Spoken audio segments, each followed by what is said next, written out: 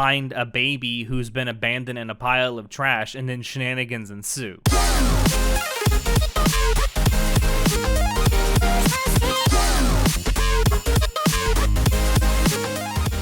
Hello everyone and welcome to Anime Club After Dark's Movie Reviews, a spoiler-free discussion detailing the good, the bad, and the downright ridiculous of anime movies. I'm your host Alex, but you can call me Senpai, and joining me tonight, I just have our poser extraordinaire Natai. But wait, it's not Christmas yet, Alex. This is not the right movie. What are you talking about? No, it's not Christmas. But tonight we will be reviewing probably one of the closest things anime has to a straight-up Christmas movie, and that is Tokyo Godfathers. This was chosen by you, Natai. Yeah. One of the reasons we started this movie club, movie reviews thingy is because I wanted to watch more movies, and majorly I wanted to watch more Satoshi Kon movies. So yeah, this one is in particular I was looking forward to giving it a go because it looked really interesting. I've heard for a long time that some people compare it to like a quote unquote anime Christmas movie. And after watching Perfect Blue a while ago and absolutely loving it, I'm like, yeah, I'd love to watch more from this guy. So, yeah, that's my pick. Yeah. Well, a good pick it was. This movie is like wild. You say, it is. Yes, it is. This movie, let's get straight into it. So, Tokyo Godfathers, released in 2003, was directed by Satoshi Kon, also written by Satoshi Kon, but also co-written by Keiko Nobumoto, who is probably best known for being a principal writer on Cowboy Bebop, Wolf's Rain, and an associate writer for Samurai Champloo. And it shows. The writing is very, very sharp in this movie. I love the dialogue in this movie. Sadly, we very recently lost Keiko Nobumoto. She passed away on December 1st, 2021. I believe it was esophageal cancer, if I'm not mistaken. That sucks. It does. The movie itself, Tokyo Godfathers, is partially inspired by an American Western movie called Three Godfathers from 1948, starring none other than John Wayne himself. The legend. The Duke. The Duke, yeah. And at some point, I think you should probably watch that movie. Yeah, actually, right before talking about it, you told me that it's inspired by. I'm like, oh shit, I'd love to give it a go, even though it's really, really old by now. 1948 is, ooh. Would it surprise you to know that the Western itself, Three Godfathers, is further inspired by a silent film from 1919? Actually, really? Yes. Damn. I forget what the original. I'm gonna look it up real quick. I wasn't thinking I was gonna talk about. That's this. Interesting how you can even back then they would be inspired with sort of I don't know, quote unquote remake very older projects they would release even 20, 30 years earlier. Yes, Marked Men is the name of the silent film from 1919. Huh. Interesting. Yes. The anime movie itself was produced by Madhouse, those Mad Lads. I think this is the second time. Yeah, most of Khan's movies were produced by Madhouse. Am I right? I believe all of his movies, all the ones that he directed and wrote. I believe. Also, Paranoia Agent was produced in. So yeah, it seems like he worked with Madhouse on most of his bigger projects. Those Mad Lads. As I'd previously mentioned, though, the film itself was first screened on August 30th, 2003 at the Big Apple Anime Fest in New York City. This was actually the last time that convention was held, as a matter of fact. I don't think it's been held since. That's a shame. I know. The film was released in Japan on November 8th of 2003, so just a couple of months later. In fact, just over a month and a half after it was first screened in New York City. The film also had a very limited release in North American theaters on December 29th, 2003. This was solely as an attempt to get an Academy Award nomination for Best Animated Feature, and they completely failed. Who won that year, I wonder? Let me look that up real quick. That may be the same year. Was it Spirited Away? No, you think? No, well, no. Finding Nemo won Ooh. in 2000. Great movie. Fantastic movie. Ooh. No, Spirited Away had won in 2002. Gotcha. Yes. I mean, Finding Nemo. He's also like, Not a bad loss. yeah, like, I'll take it. um, Man, that would be an interesting nomination, though. That would be. The movie itself was made on a budget of roughly 2.4 million US dollars. That is not adjusted for inflation. Sadly, which is becoming a kind of a trend in our movie reviews that we talk about, it didn't break even at its original box office release, making only a $847,106. Again, not adjusted for inflation. That really sucks that, like, with Satoshi Kon we see that trend, because I feel like I mean, if he was still alive, which again, like, what a loss for the industry, but if he was still alive, I think like maybe his movies would have done much better nowadays, because his name has done much more recognition in the Western market. It does. I feel like with the wider release internationally that that anime movies have, his films would probably do better. Yeah. Because this was back in the early 2000s. I mean, it still wasn't hugely. It wasn't something that you would see often, where an anime movie would get a wide release in theaters. Like, if it did get a release in North American theaters, it was typically very limited number of theaters. And it would have been something like probably Pokemon or something like that, Yeah, it would be something that had a huge name attached to it. A shame. Now, I do want to point out that I try to make this as clear as possible when I give like budget and box office numbers. This box office number that I did give does not include home video releases or theatrical re-releases. The film has since made its money back and then some on those home video releases and theatrical re-releases. Also, in case like listeners are wondering, it's on Netflix. You should go and watch it. It is. It is, at least as of the time it's recording, it is on Netflix. That's how I watched it. You should please do that. It's kind of spoilers, but it's really good. Yeah.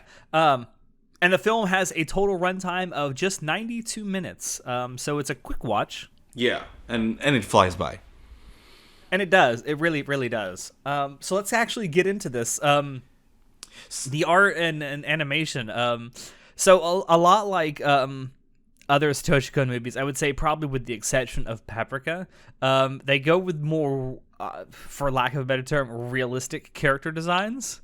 Many of the characters are quite ugly. Yeah, I love how it's like, and that's one of the things I loved about Perfect Blue as well. I love how a lot of the characters feel like look like real people, like they have this like real faces sort of vibe look to them. They don't all look like supermodels. Yeah, they to some extent they look like shit, which is great, because especially this movie, which is about a bunch of homeless people, and they look the part, which is great. But that doesn't mean the character design isn't fantastic, because it is. The main trio of the cast, I absolutely love the way they look. I love the costume design as well of all of them.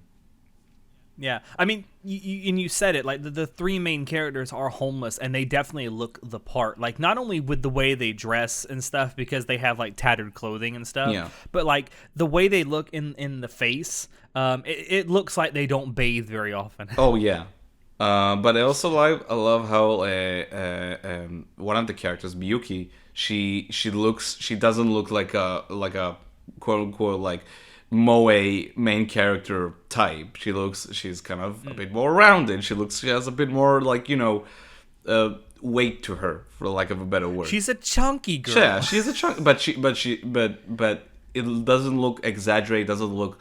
It just looks right. It doesn't look comical. Yeah, it looks right. It looks realistic. And that's something I do wonder about Satoshi Kon, because he died in 2010, so we never really got to see too much more of him after this. In fact, his last, the only theatrical release he did after this was Paprika, or did Millennium Actors came after Tokyo Godfathers, didn't it? I forget. Anyway, The point is like, and the whole point I'm trying to make is, I wonder if he were still alive today making movies, he would still like keep his movies in the same sort of art style, or he would have adjusted to the changing art styles of today and made his characters more moe. And by the way, just side note, yeah, Millennium Actress came out like 2 years before Tokyo Godfathers. 2 years before, yeah. Okay. I couldn't remember if it came out before or after Tokyo Godfathers. But yeah, and something else I did want to mention. So this film takes place during, around Christmas time, New Year's in Tokyo. And one thing I definitely want to give the movie props to is like its background art is spectacular. Fantastic. All the snowy backdrops. Almost to the point where the city of Tokyo itself becomes like a character. Very much so. Like they look at different landmarks every now and then, and it's sort of they explore the city, which I really, really enjoyed as they piece together what they're trying to figure out in the movie. And I love how you see some of the scenes is just the three of them like just looking around trying to figure out stuff in the city itself, and it's yeah. Well, and something else I definitely want to point out is like the snow, because it's wintertime and it does snow rather frequently throughout the course of this movie, and I think the snow effects, they look great at the time. I still think even by today's standards, the snow effect looks really good. The whole film in general, yeah, it looks fantastic. I will get more to the animation in a bit, but before that, like I love the attention to detail with like the snow itself, like the way it looks, how the characters move in the snow. It seems like near the end of the movie there was a specific cut that like I noticed of this woman just like walking through the snow, just like pushing through it, and it looks great. Also, shout outs to the opening credits. I love how it's like it uses the city itself again with the credits of different people who worked on the movie, whether it's like billboards or trucks that like move by with crediting different staff members. It's great. I also love how there's a really short shot near the beginning. It's during the credit sequence where you're seeing like, I think the people that are being credited are like the sound designers or something, and like it pans over to like a grocery store, like the window of a grocery store, and you see movie posters for other Satoshi Kon works. Oh, I didn't pick up on that actually. Yeah. Wow, that's great. It's a nice little like meta thing. I mean, I've talked about it before, and actually there's a scene later on where they're in like a metro, a subway station, and you actually see, if you pay really close attention, it's like one of those blink and you miss it kind of things. But if you pay really close attention, the main character from Perfect Blue actually walks behind the main characters in the scene. Yeah. And it's a really great like homage. There's this like theory among people who like Satoshi Kon's works that his all of the movies that he directed and wrote all take place in the same universe, just at different times. That's really cool. But to take it back to the animation, I absolutely love the character animation of this movie. I love how everyone's really expressive. I wonder if they used a bit of rotoscoping, because it just they're so, again, expressive and alive and alive. I love how they use their hands when they talk. They flail their arms around, and it's great. I love all the expressions as well. Like, again, maybe it's because that's why she's my favorite character in the movie, but some of Miyuki's expressions are absolutely golden. I love it. Yeah, for sure. I don't know for certain if rotoscoping was used. I could certainly be convinced that it was. I do know that the film was produced digitally. Like it's not CGI, obviously, but it was all digitally done. Yeah. But the animation looks so, I mean, there could have been some minor rotoscoping, especially with all the expressions. Yeah. One thing I did want to mention before we move on quickly is the aspect of cinematography. So in other Satoshi Kon's works, there tends to be a lot of like fantastical elements to it, and the cinematography reflects this. But because this is so grounded, there's not a lot of really like crazy jump cuts. Yeah. Or this isn't Perfect Blue. Yeah, like in Perfect Blue or Paprika. there's not like fantastical color changes between scenes. Like it's all super grounded. The shots, a lot of the shots are done as if there's an actual camera following these people around. Yeah, totally. And I really like that aspect to it. It makes it seem so much more grounded. It's almost like you're watching almost like a docudrama or something. But I do love like some of the shot compositions and like some of the storyboarding is so clever. Like near the end of the movie, there's this one specific scene that I absolutely love. That you see two of the characters walking across this bridge, and the camera is like following and just tracking them, right? And as they keep walking, like one of the characters jokes about committing suicide and whatnot. And then they walk past this like lady who seems like she's about to jump off the bridge, but it's still like the characters don't notice it. So the camera keeps tracking them as if like it's just there in the background. Then it cuts back to it's like, oh shit, don't jump. But it's really clever. It's really good.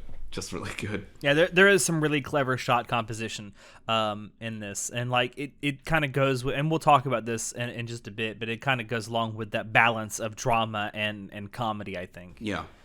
But let's talk about the sound design and the scoring. So this OST was done by Keiichi Suzuki, who is probably more known for early video game OSTs than anything else. He worked on Mother, Earthbound, oh shit, Super really? Smash Bros. Brawl. Huh. But he has done a few other video game or not anime OSTs besides Tokyo Godfathers. He also worked on the original Uzumaki back in 2000, which I believe was actually a stop motion animated film. I could be wrong about that. Yeah, this soundtrack is interesting because at certain points it works, but at certain points I just feel like it's kind of there. Like some of my favorite moments in terms of the soundtrack, it's like it feels like it goes back to the feel of whatever that is, but of a Christmas movie, right? Like it's a very sort of like very playful, very whimsical even to some extent. But at other times, it's just kind of there. It's just kind of not. It's not as evocative, and that's what I wanted to say. Like this OST, I mean, yeah, there are parts of it that I really like, but it's not anywhere near as evocative as OSTs in Satoshi Kon's other works, like Paprika, like Perfect Blue. Like Paprika has like an iconic soundtrack at this point. It was the first commercial use of Vocaloid. Oh shit! I did not know that. Yeah, I mean, it has that going for it. It has that novelty to it. And then Perfect Blue has that soundtrack that just makes everything feel so intense. And eerie, yeah.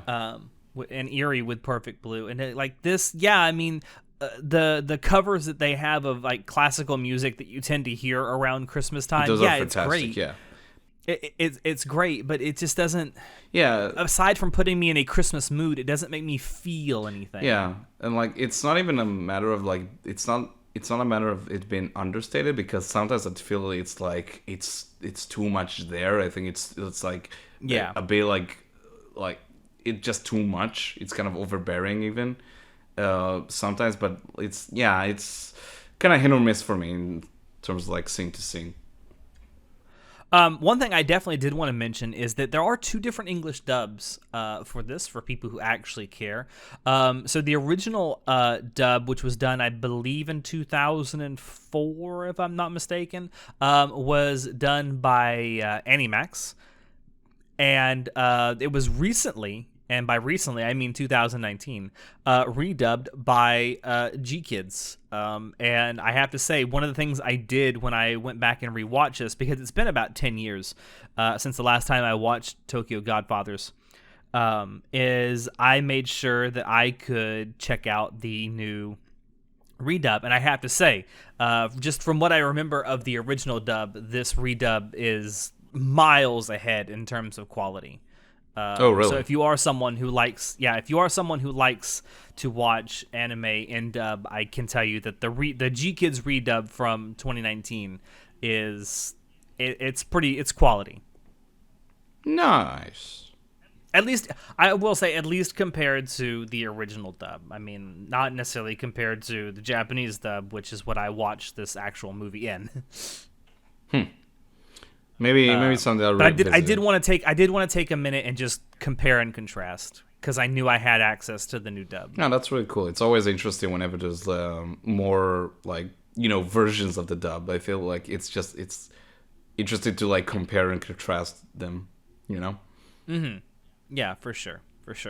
But let's actually talk about the story itself. Again, no spoilers. I think I've mentioned it before. This is definitely Satoshi Kon's, I think, most grounded movie that he has both directed and written. Because it doesn't have that blending of like fantasy or fiction and reality. The story itself pretty much stays grounded in reality, at least as much as it can be, given its actual story. Yeah. Definite change of pace.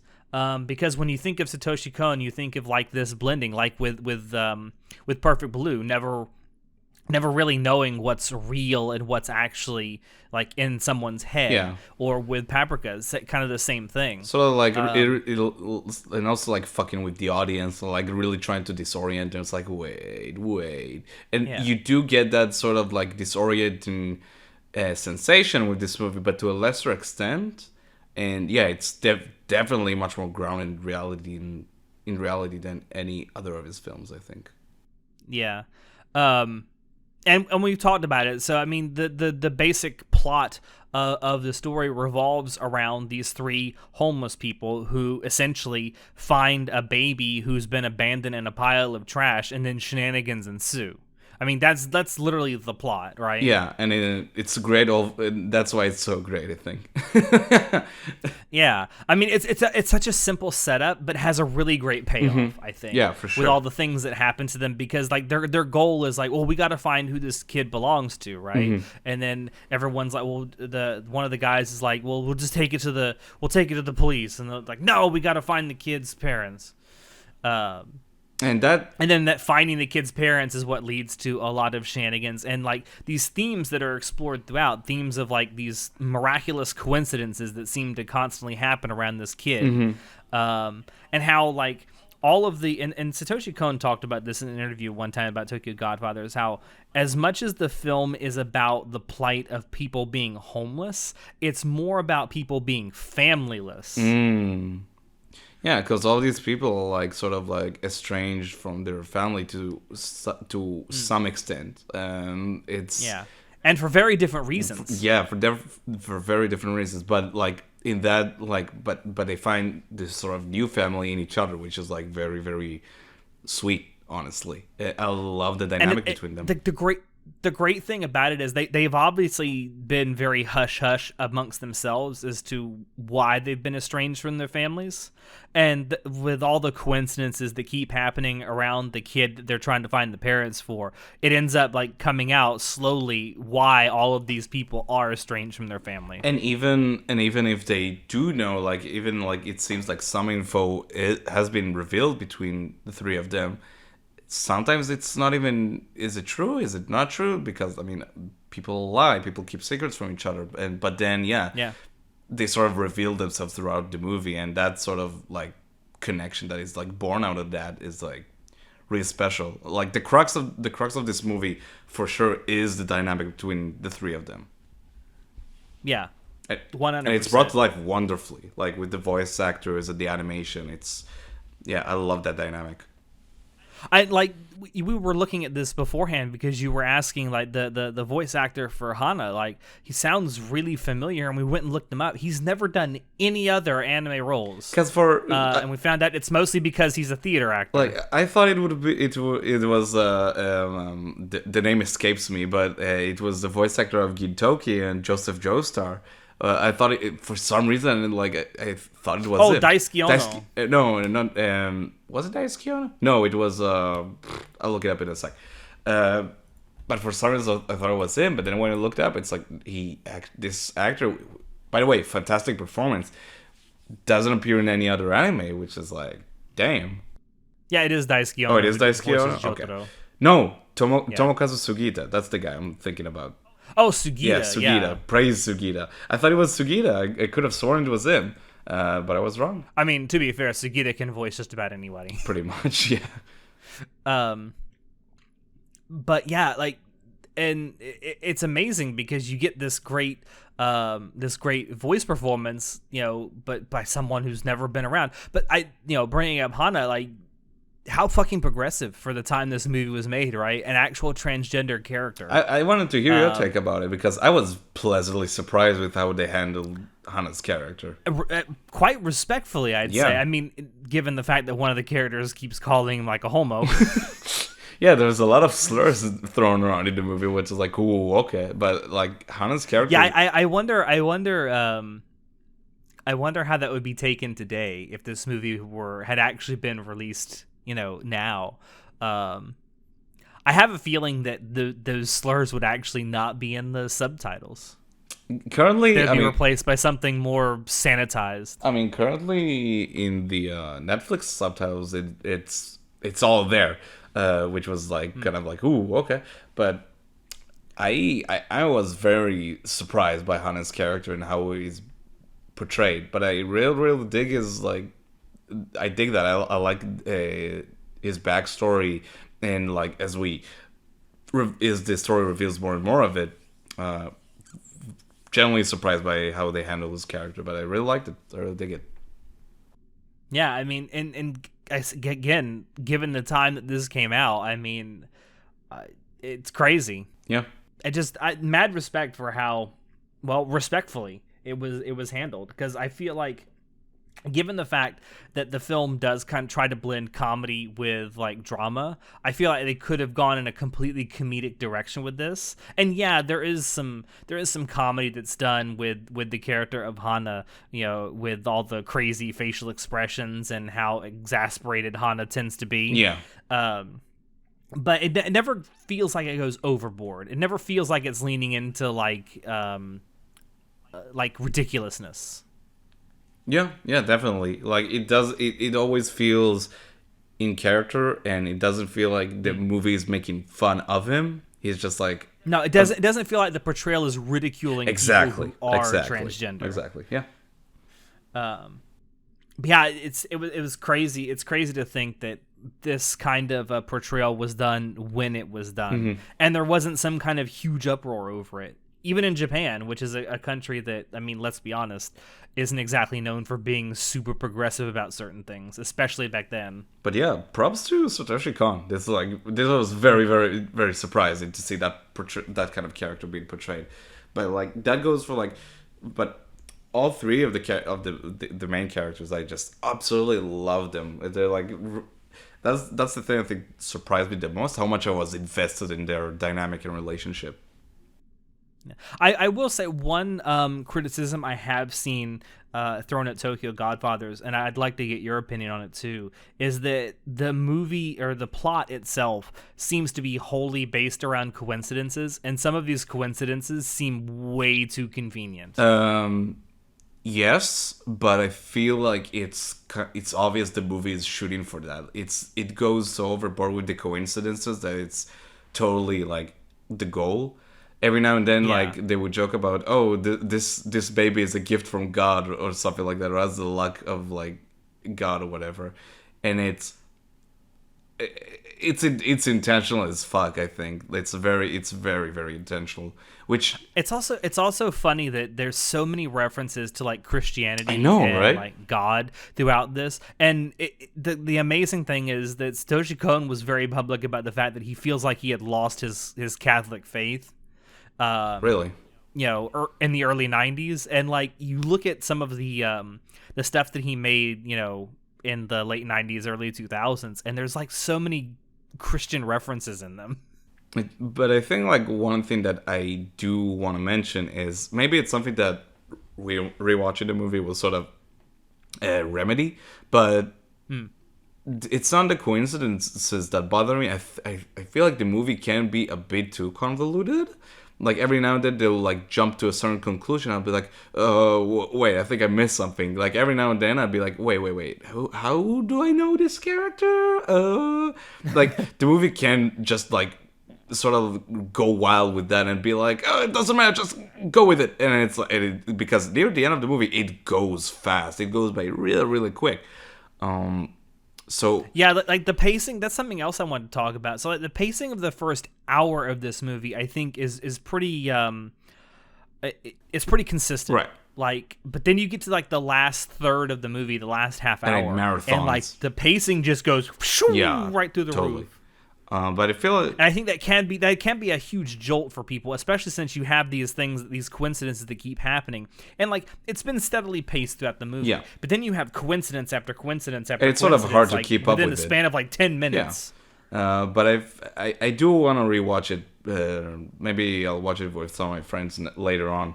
But like I feel like maybe on a rewatch it'll work out better. But it's definitely something that's there. That was like I know I had a hard time keeping up with some of the details that were flying around. Yeah, I would say that the pacing, like I say, throughout the first like 2/3 of the movie, really consistent, and then you get to the last third of the movie, and the pacing just shoots through the fucking roof. But one thing I did want to say about all those coincidences, yeah, it's definitely a motif of the story. It's certainly part of the themes of the story, miracles and such. But it's one of those things that I talked about earlier where it kind of feels like the city of Tokyo is looking after these people and is actually a character in and of itself. Like the setting is a character because these it feels like there's some force that's making all this happen, that's making these coincidences keep happening to these people and get them to a destination. Yeah, it's sort of a roundabout way to get to your destination, but they get there nonetheless. I don't know. I like the idea of like, I mean, and the characters themselves refer to it as God. I'm sure you can like see it that way if you want to. But I like to think it's like the actual city, the setting itself, the city of Tokyo, like guiding these people. That's an interesting take, and I do think I like it because like I love how like every now and then they'll come across like different homeless people, and there is that sense of community sort of that's like they share, even though sometimes it's like they stumble upon like really nasty people, but every now and then they'll be like they'll like trade stuff with each other, and I sort of dig that, what it sort of shows, which is kind of real if you think about it. Like, you know, from what I've heard, I mean, I've never been homeless myself, so I mean I'm speaking from, you know, non-experience, but I've heard from people who have been homeless at points in their life that that kind of happens amongst, like, you know, homeless communities, that you kind of look out for each other. You find things and trade things with other people just to try and get by. Yeah. Which, I mean, it seems very grounded and very real. I mean, I don't know. I only know what homelessness is like from what I've seen here in the United States. I don't have any knowledge or experience of how homelessness works in Japan. Fortunately, same. Yeah. I mean, I can only imagine what being homeless is like in a country where I'm from. Can't even begin to fathom what it'd be like in a country where I, number one, can't speak the language, and number two, have never lived in. Yeah. I do wonder. I'd like to hear from someone who knows more about how homelessness is in Japan, about how homelessness is portrayed in this movie. If it's sort of that same thing where there's this sense of camaraderie or because again, we did see like some like very like the thugs that attack one of the characters. It's like some of them are like really nasty, which again, like this movie isn't like idealizing being homeless, obviously, but no, it kind of shows it for how rough it can be. Yeah. And I think that's again something that goes back to the character designs as well. Like, these characters look rough. Oh yeah, like yeah.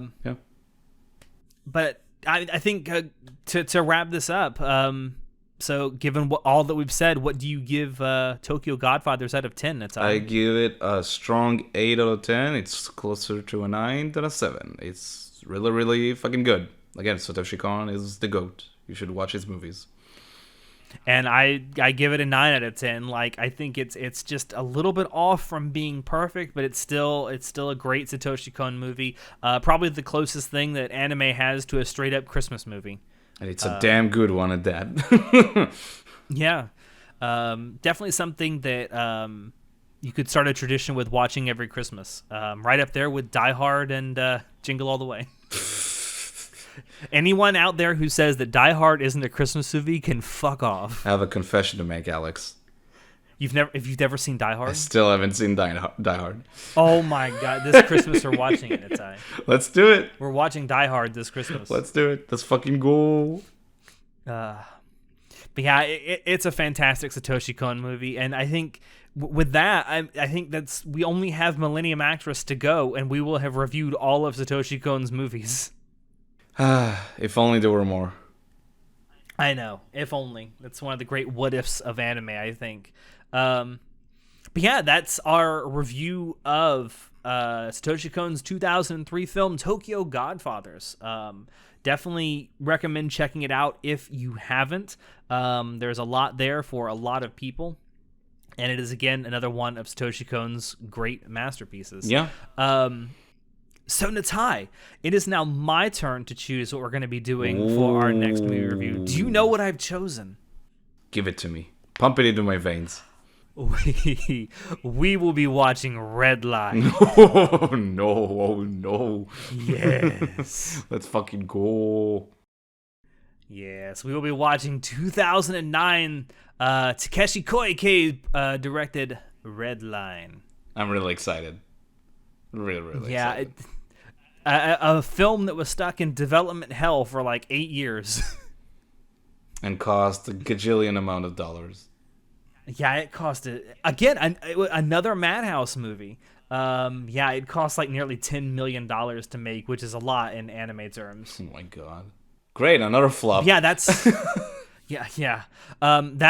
that's what I've chosen for our next movie review. So if you do want to watch it before then, feel free. I mean, that's kind of why we do these movie reviews. It's sort of like a movie club.